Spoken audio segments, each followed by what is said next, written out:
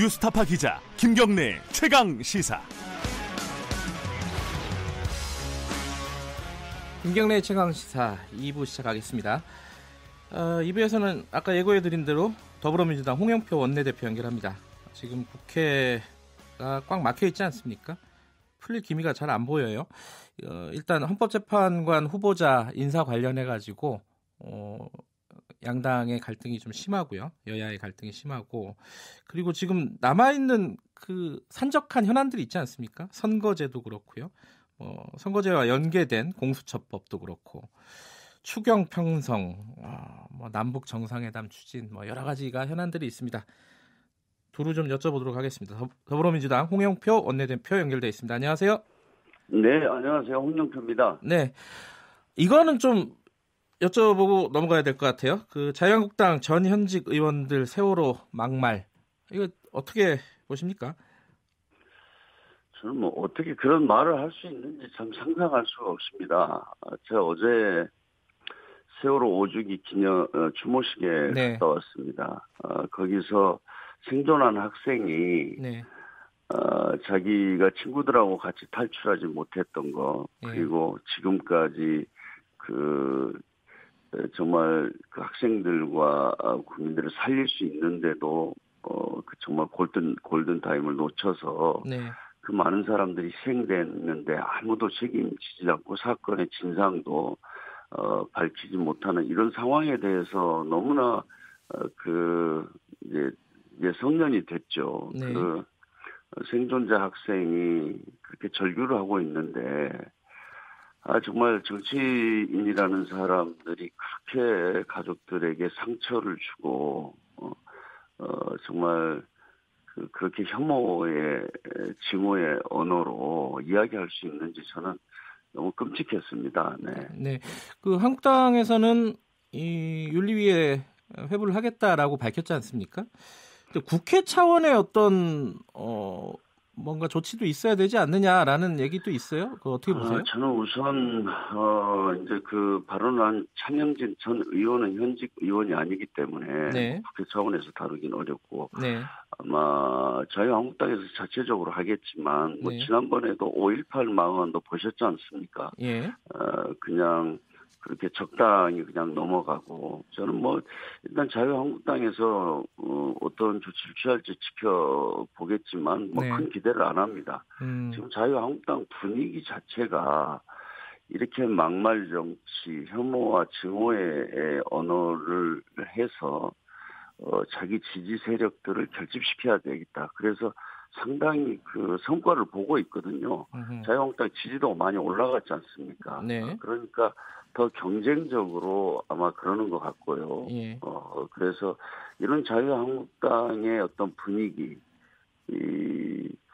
이것이 개선되지 않고는 의미가 없다고 생각합니다. 그러려면 우선 5.18 망언을 했던 의원들부터 강력한 조치를 취해야 하고, 저희들이 국회에서 아예 퇴출을 시켜야 된다 이렇게 얘기를 했는데, 그런데 협조를 해야 되는 것 아닙니까? 그런데 국회윤리위원회도 방해해서 그런 조치를 취하지도 못하게 하고 있습니다.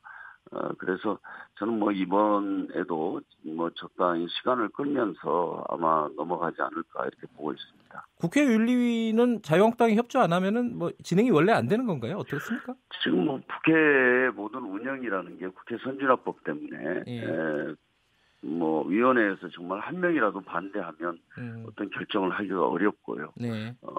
그래서 특히 자유한국당에서 반대하면 어떠한 것도 이루어지지 않죠. 그래서 사실 국회도 지금 마비 상태인데 답답한 상황입니다. 그 4.16 관련해서, 세월호 참사 관련해서 한 가지만 더 여쭤보면요. 지금 특별수사단 만들자, 이게 청와대 국민청원 20만 명이 넘었습니다. 알고 있습니다. 특조위에서도 이 부분을 지금 제안을 한 상태고요. 이게 어떻게 진행이 돼야 된다고 보십니까? 지금 이제 사회적 참사에 관한 특별법의 기초에서 세월호 진상조사위원회가 활동을 하고 있습니다. 예. 최근에 그 세월호 침몰 과정에서 영상을 조작한 네. 그런 것도 밝혀냈지 않습니까? 예, 의혹이 나왔죠. 네. 네네. 그래서 그런 것들이 지금 활발하게 진행이 되고 있어서 네. 그걸 보고 아마 지금 이제 조사위원회에서 요청을 하면 검찰에 요청을 하면 네. 검찰에서 뭐 검사 또는 뭐 특별수사단 이런 네. 구성을 해서 정식으로 재수사를 하게 돼 있습니다. 네. 그래서 네 반드시 그런 재수사가 이루어져야 된다고 생각합니다. 예, 이게 세월호 참사 아까 5.18하고 좀 연결이 되는 내용이잖아요. 이게 윤리도 그렇고요. 어제 문재인 대통령이 네. 순방 나가면서 네. 5.18 진상규명위원회 구성을 좀 마무리해라고 좀 당부를 하고 갔습니다. 네. 이게 근데 지금 자유한국당하고 지금 약간 교착 국면이잖아요. 어떻게 풀 수가 있는 거예요, 이게? 지금 자유한국당에서 추천한 그 진상조사위원들이 예. 그 법 기준을 예. 법의 자격 기준을 채우지 못해서 예.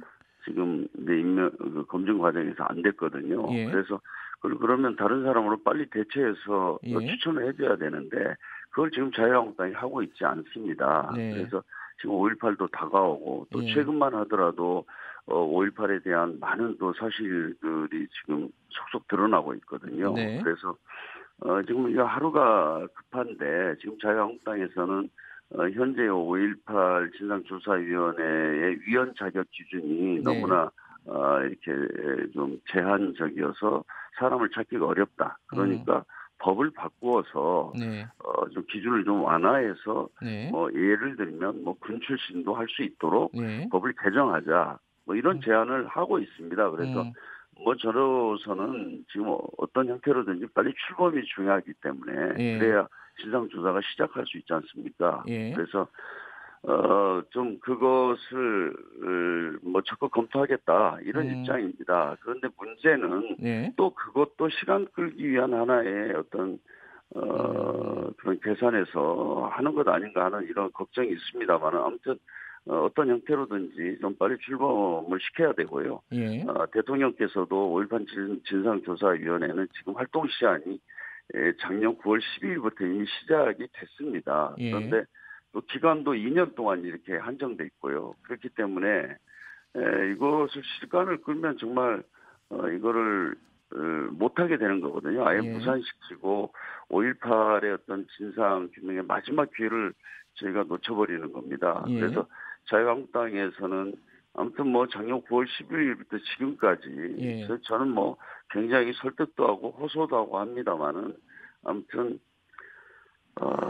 뭐 이러저러한 이유를 대면서 이렇게 협조를 안 하고 있어서 답답한 상황입니다. 그러면요, 지금 그 법을 바꿔서 자격 요건을 좀 완화하면은요, 좀 넓히면은 지금 청와대에서 그 자격 요건 안 된다고 얘기한 두 명이 있지 않습니까? 권태호 후보하고 이동진 후보였나요? 예.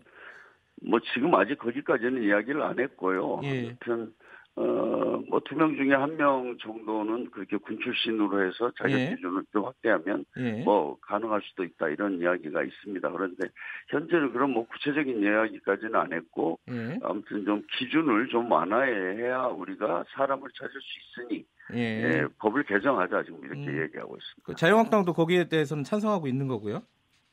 아니 자유한국당의 요구라고요. 아 그래요? 그러니까 그럼 민주당도 오케이 한 거고요. 그러면? 그래서 제가 뭐 그건 적극적으로 검토를 하겠다. 근데 문제는 또 법 개정하자 해놓고 또 이러저러한 이유로 시간을 끌려고 하는 것 아닌가 하는 그런 우려가 있다 이런 말씀입니다. 예, 알겠습니다.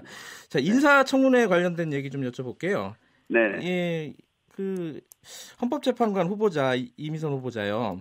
네네. 여기서 지금 야당이 고발하지 않았습니까? 네. 이거 어떻게 보세요? 뭐 지금 인사청문 후보자들에 대해서 뭐 여러 차례 고발을 했었죠. 네. 지금 자유한국당이 뭐 인사청문회는 거의 뭐 아주 정쟁의 장으로 만들기 위해서 뭐 그런 고발 이런 것들을 많이 했고요. 네. 이번에도 뭐 그런 걸로 보는데 일단은 뭐 주식 거래에 대한 어떤 내부자 거래 의혹이라든가 이런 것 때문에 이제 고발을 했지 않습니까? 네. 그런데 이것은 사실 현재 우리 그 어떤 당이나 네. 청와대나 그 부분을 재확인했습니다. 그런데 문제가 없다 이런 판단을 해서 저희들로서는 헌법재판관 후보자를 주식거래 때문에 그 부적격이다 이렇게 하는 것은 옳지 않다고 저희들은 지금 판단하고 있습니다. 네. 알겠습니다. 이게 거기 관련해 가지고 하나만 더 여쭤보면은 그 청와대 인사라인 경지를 계속 요구하고 있지 않습니까? 자유한국당에서. 네네. 이 부분에 대한 뭐 민주당의 입장을 좀 듣고 넘어가야 될 것 같아요. 저는 이제 우리가 문재인 정부 들어와서 예를 들면 7대 뭐 기준 자격 기준 중에서 뭐 7대 기준을 해서 뭐 부동산 투기라든지 논문 표절이라든지 뭐 하는 7가지 기준에 해당하는 사람은 사실 검증해서 이렇게 제외시켰거든요. 네. 그래서 사실 이번에도 거기에는 해당하지 않습니다. 않는데 그 외에 지금 최근에도 보면 도저히 어떤 국민들의 일반적인 어떤 기준, 국민 눈높이에 대해서도 더 우리가 고민을 해야 된다는 그런 뭐 저희가 교훈을 얻었고요. 그거는 좀 제도를 개선해서 더 강화해서 가야 된다는 거지. 뭐 지금 그 인사 담당자들의 어떤 책임이다 이렇게 할 수는 없다고 저희들은 보고 있습니다. 그러니까 인사 실제 담당자 그러니까 뭐 조국 수석이라든가 뭐 이런 뭐 쪽에 부산 얘기라든가 그렇습니다. 이런 문책이 아니라 시스템을 점검해야 된다 이런 말씀이시네요. 네네네 그렇습니다. 대략적으로 방향은 있나요? 어떻게 좀 개선해야 된다 이런. 그러니까 이제 지금 사실 그 고위공직자들에 대해서는 정말 엄격한 도덕성과 뭐 이런 것들이 요구되지 않습니까?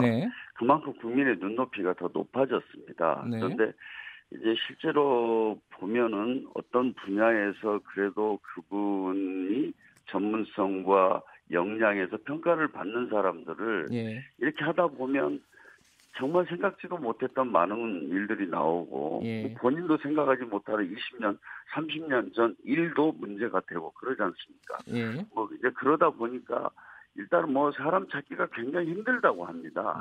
그래서 이제 저희가 인사청문 제도를 좀 개선해서 도덕적이거나 뭐 윤리적인 문제 뭐 이런 것에 대해서는 좀 비공개로 하고 그래서 그걸 문제 삼자고 하는 것이 아니라 그냥 거의 뭐 텔레비전으로 이제 생중계를 하면서 후보자를 범죄인 취급을 일단 딱 하지 않습니까? 그 의원들이 그러다 보니까 사실 누가 그냥 웬만한 사람들은 뭐 장관이고 뭐고 이게 선뜻 하고 싶지가 않은 거죠. 그래서 좀 그런 제도를 개선해서 인사청문회는 원래 그 후보자의 어떤 전문성과 그 분야에 있어서의 어떤 역량 이런 것 중심으로 또 정책에 대한 어떤 정책과 비전에 대해서 후보자의 역량을 좀 점검하는 이런 것으로 좀 개선이 되어야 한다.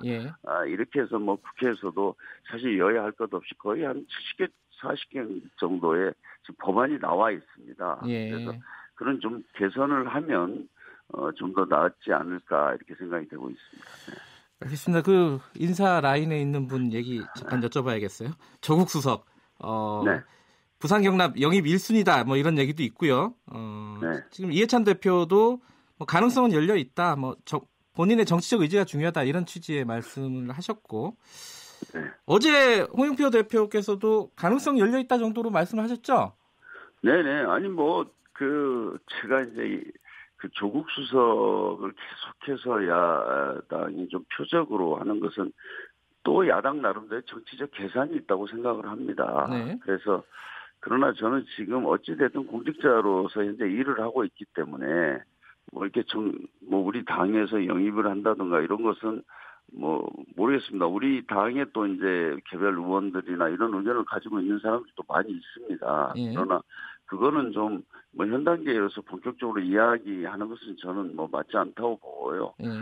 조국 수석도 지금 굉장히 많이 근무를 했기 때문에 제가 어제 청와대에서 영원히 근무하는 것도 아닌데 이제 뭐 그거는 이제 본인의 판단 또 청와대 내에서 여러 가지 인사의 어떤 계기 뭐 이런 것들이 있을 때 그때 저는 뭐 정치 참여 문제가 논의돼도 늦지 않다 이렇게 보고 있습니다. 가능성은 좀 있다고 보세요? 어떻게 보세요? 저는 있다고 봅니다. 네. 일단 뭐 본인이 제가 알기로 그거는 그냥 아주 손사래를 치고 펄쩍 뛴다고 합니다. 자기가 무슨 정치를 할 사람이냐 이렇게 이야기를 하고 뭐 제가 뭐 해도 저만큼 도망가요. 네. 아 그래요?